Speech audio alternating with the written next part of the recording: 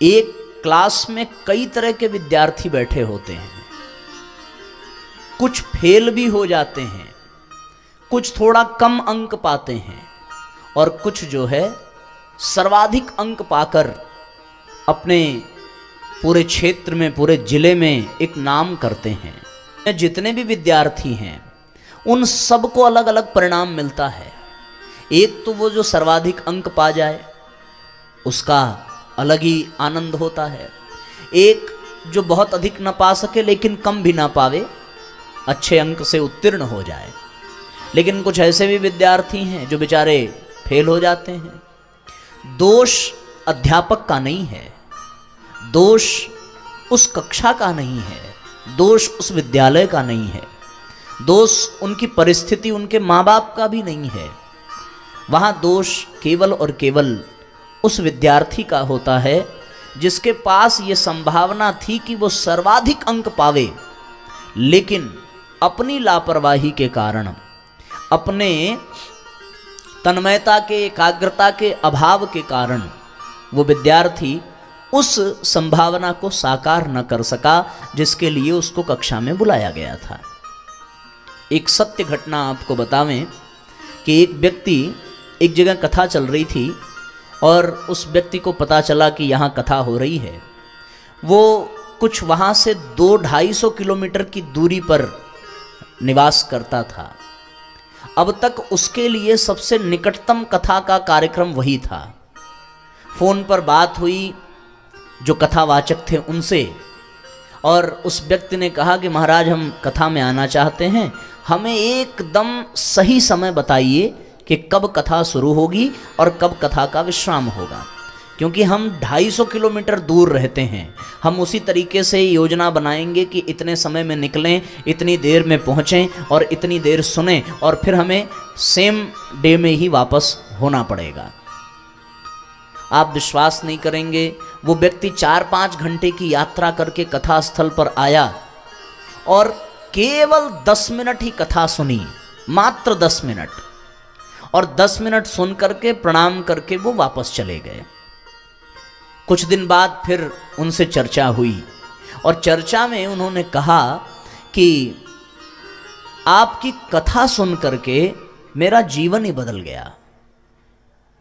सुनने वाला भी आश्चर्यचकित हो गया कि भाई यहाँ 7 दिन की कथा हुई, 3-3 घंटे लोगों ने बैठ करके विधिवत सुना, और उन 7 घंटे में 7 दिनों में 3-3 घंटे सुनने वालों ने ये नहीं कहा कि मेरा जीवन बदल गया, लेकिन आप केवल 10 मिनट सुन करके आए और उठ करके चले गए और आप ये कहते हैं कि आपका जीवन बदल गया।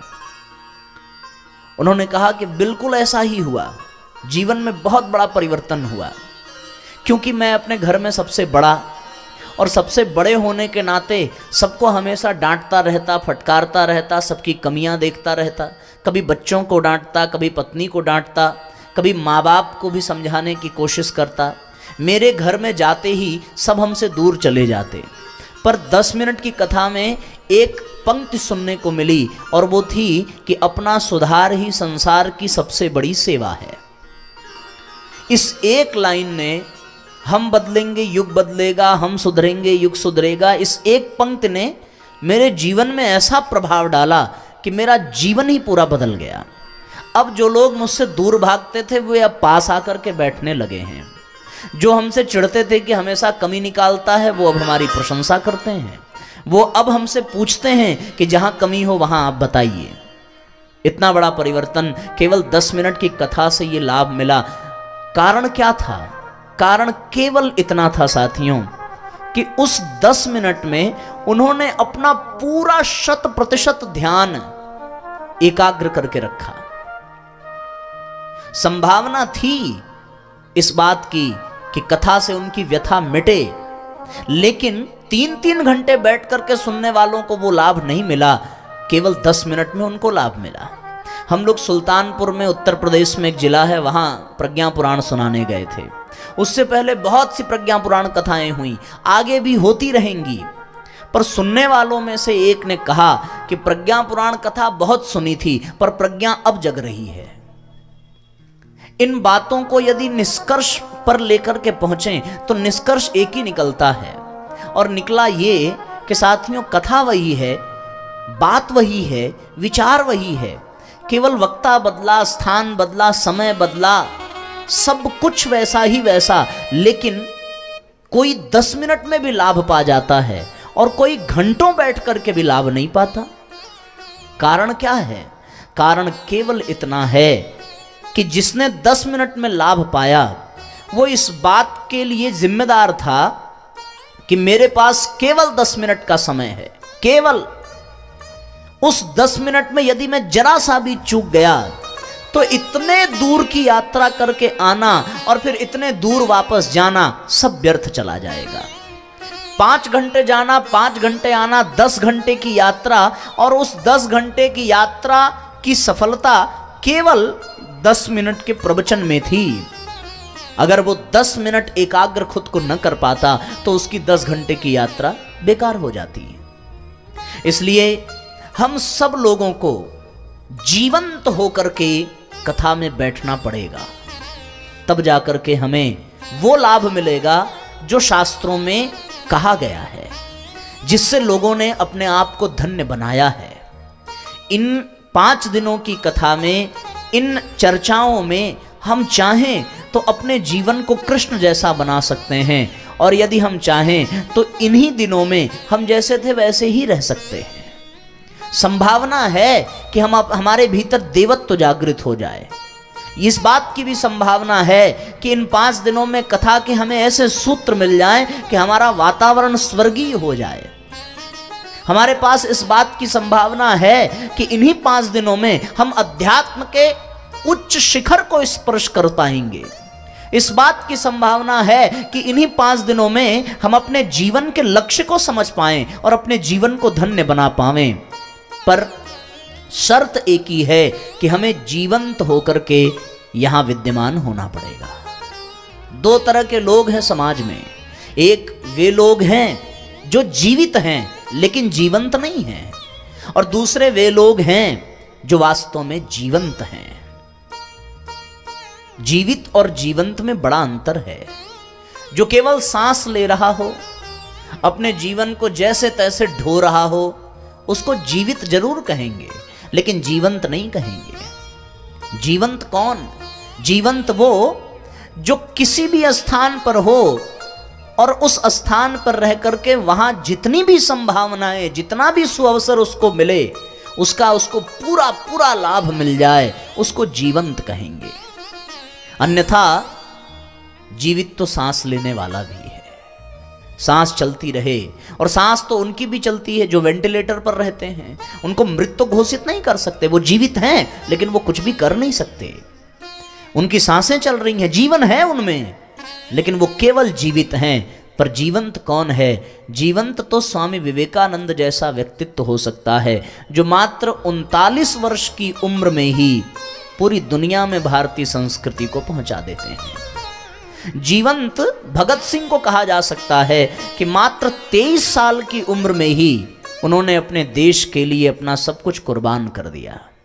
जीवंत महात्मा गांधी को कहा जा सकता है जिन्होंने केवल एक धोती पर पूरा जीवन बिताया और अंग्रेजों को यहां से जाने पर विवश कर दिया।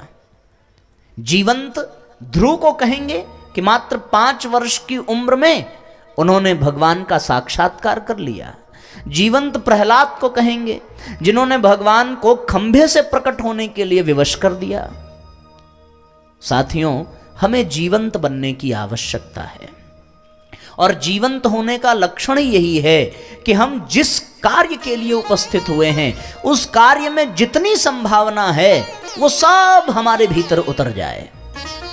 आध्यात्मिक भाषा में यदि इसे कहा जाए तो हम यही माने कि जीवंत उसको कहेंगे जिसका विवेक जागृत हो, जो हमेशा तत्पर रहे, जो हमेशा कुछ विशेष पाने की क्षमता रखता हो, ग्रहण करने की क्षमता रखता हो।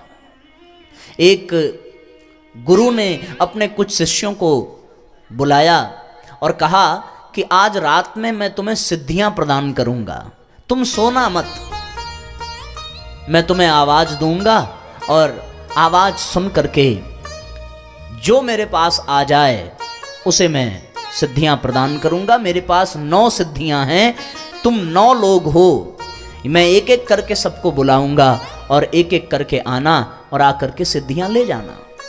रात हुई, गुरुजी ध्यान में बैठे, नेत्र बंद किया, सारे शिष्य अपने कमरे में थे, जोर से आवाज लगाई, राम उठा, आकर गुरुजी के सामने बैठा। गुरुजी के नेत्र तो बंद ही हैं क्योंकि उनको सिद्धियों को प्रकट करना है और शिष्य को प्रदान करना है। गुरुजी को पता नहीं है कि कौन शिष्य सामने बैठा है। आवाज लगाई, राम आया, सामने बैठा, गुरुजी ने सिद्धियां प्रदान की, राम उठा, प्रणाम करके अपने स्थान पर गया। थोड़ी देर बाद गुरुदेव ने फिर आवाज लगाई और अब की बार भी कोई और शिष्य ने नहीं सुना। फिर से राम उठा और आया, गुरुजी को प्रणाम किया, बैठा, दूसरी सिद्धियां भी ले गया। तीसरी बार गुरुदेव ने फिर आवाज लगाई, तीसरी बार भी आवाज लगाई, कोई न उठा। फिर से वही राम उठा, आया, बैठा, सिद्धियां ली और चला गया। सारे शिष्य सोते रहे, केवल एक जगह रहा और उसने 9 बार आकर के 9 की 9 सिद्धियां प्राप्त की और अपने जीवन को धन्य बनाया। अब ये संभावना सबके लिए थी, हर व्यक्ति चाहता, हर शिष्य चाहता तो उसे वो लाभ मिल जाता। चाहते तो 9 के 9 एक साथ आते और 9 के 9 सिद्धियां 9 को मिल जाती, लेकिन केवल एक आया। उसका कारण क्या था? उसका कारण यह था कि बाकी 8 जीवित तो थे पर जीवंत केवल राम था और राम को ही केवल लाभ मिला। बस इतनी सी बात है कि हम जीवंत कितना हैं, और जीवंत वही है जिसका विवेक जागृत है। बुद्धि तो पशुओं के भी पास होती है, शरीर तो पशुओं के पास भी है। शरीर से कोई ताकतवर हो जाए तो उसको जीवित ही कहेंगे, जीवंत नहीं कहेंगे। इसलिए हम जीवित तो हो चुके हैं, जन्म ले लिया मतलब जीवन मिल गया, तो जन्म मिला तो जीवित हो गए। अब थोड़ा जीवंत की यात्रा करने की आवश्यकता है। इसी जीवन में कोई अपने जीवन को सार्थक कर महापुरुष बन जाता है और कोई अपने जीवन को बेकार कर आतंकवादी बन जाता है, भ्रष्टाचारी बन जाता है, अनर्गल क्रियाकलाप करके असुर बन जाता है। तो जो श्रेष्ठता की ओर चलने के लिए कटिबद्ध हो, जो दिव्यता का स्पर्श पाना चाहता हो, जो भगवान के काम आना चाहता हो, उसको जीवंत कहेंगे। रावण के साथ युद्ध करना था, सीता का हरण हुआ, सब देख रहे हैं कि माता सीता को रावण लिए जा रहा है और देखने वाले सब जीवित हैं, पर जीवंत कौन था उसमें? वो जटायु था जो रावण से लड़ पड़ा और भगवान की गोद मिली उसको, भगवान का स्नेह मिला उसको। क्यों? क्योंकि वो जटायु जीवंत था। समुद्र को पाटना था, सबको पता था, पूरी सृष्टि ये जानती है, पर सबसे पहले सहयोग किसने किया? एक छोटी सी गिलहरी ने किया। वो जानती है कि पाट नहीं सकती, लेकिन उसने जीवंत होने का सबसे बड़ा उदाहरण दिया।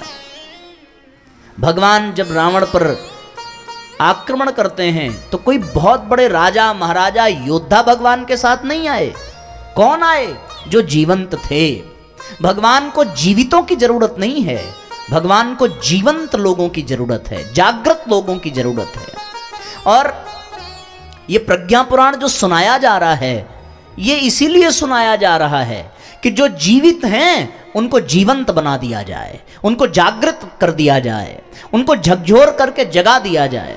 जो आलस्य में, प्रमाद में, काम में, वासना में खोए हुए हैं, जो अपने लक्ष्य से विमुख हैं, जो अपने कर्तव्य से पदच्युत हो गए हैं, उनको झकझोरने के लिए, उनको जीवंत बनाने के लिए, उनमें प्राण फूंकने के लिए श्रीमद् पावन प्रज्ञा पुराण कथा की आवश्यकता पड़ती है। केवल यही प्रज्ञा पुराण ही है जो दूसरों में ऐसा प्राण फूके कि उनका विवेक जागृत हो जाए, उनमें प्रज्ञा जागृत हो जाए। और जब प्रज्ञा जागृत हो जाती है, जब विवेक जागृत हो जाता है, तब व्यक्ति जीवंत हो जाता है। तब उसे संसार के मोह बंधनों में फंसकर अपने जीवन को बेकार करने का मन नहीं करता। तब वो अपने जीवन को व्यर्थ नहीं गंवाना चाहता, तब वो अपने जीवन को शानदार बनाना चाहता है।